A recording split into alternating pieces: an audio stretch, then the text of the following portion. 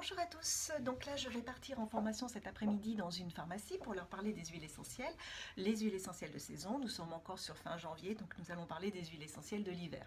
Je vais surtout m'arrêter sur une huile essentielle extraordinaire, donc le niaouli, donc qu'on nomme aussi le Melaleuca quinquinervia, donc 1,8 cinéole, qui est une huile essentielle d'origine de Madagascar et donc que nous récupérons par distillation de la feuille et elle a des merveilleuses propriétés comme antivirale, antibactérienne et surtout j'aime beaucoup insister sur le fait qu'elle est expectorante. Donc qu'est-ce que ça veut dire? C'est tout simplement qu'on aime beaucoup la proposer pour fluidifier. Quand vous connaissez le exomuc, le mucomyste pour dégager le nez ou dégager vos bronches, eh bien c'est vrai que j'aime bien dire que c'est une cousine germaine, c'est-à-dire qu'en effet en aromathérapie c'est une huile essentielle qui fait partie de la famille des cinéoles, donc de la famille fluidifiante. Donc dans quel cas on va la proposer? Dans tout ce qui est sinusite, donc encombrement des sinus avec une très grosse douleur, dans les bronchites, voilà, dans les rhinopharyngites. Donc le niaouli est une huile essentielle merveilleuse pour toutes ces pathologies-là qu'on peut rencontrer donc justement en période d'hiver.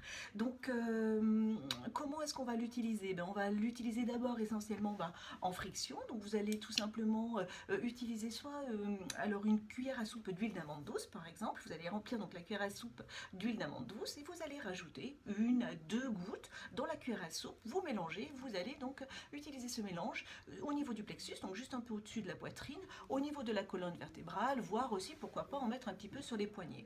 Nous pouvons aussi utiliser cette huile essentielle si vous n'avez pas d'huile d'amande douce dans un gel neutre d'aloe vera.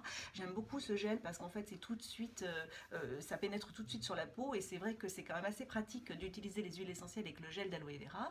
Et là encore une fois, on en mettra quelques gouttes dans le gel, toujours une équivalence d'une cuillère à soupe au niveau du plexus, au niveau des poignets, voire aussi tout le long de la colonne vertébrale comme je viens de vous l'expliquer. Il y a aussi une possibilité extraordinaire, c'est-à-dire qu'en fait vous pouvez acheter aujourd'hui donc tout simplement des inhaleurs et vous allez mettre quelques gouttes d'huile essentielle de niaouli sur la ouate, une 8-10 gouttes que vous allez ensuite mettre donc dans votre inhaleur une fois qu'elle est bien imbibée et puis vous allez régulièrement dans la journée inhaler l'huile essentielle de niaouli qui va en effet dégager donc les sinus et vous aider à mieux respirer. Donc c'est une huile essentielle merveilleuse qu'on peut proposer donc dans beaucoup de pathologies sur l'hiver. Par contre, en effet, pas chez la femme enceinte, pas chez le jeune enfant, encore une fois, pas en dessous de 7 ans. Toutes les personnes qui font de l'asthme, des crises d'épilepsie, qui ont des pathos lourds, de toute façon, là, dès que c'est des pathologies un peu compliquées, surtout, n'allez pas sur les huiles essentielles.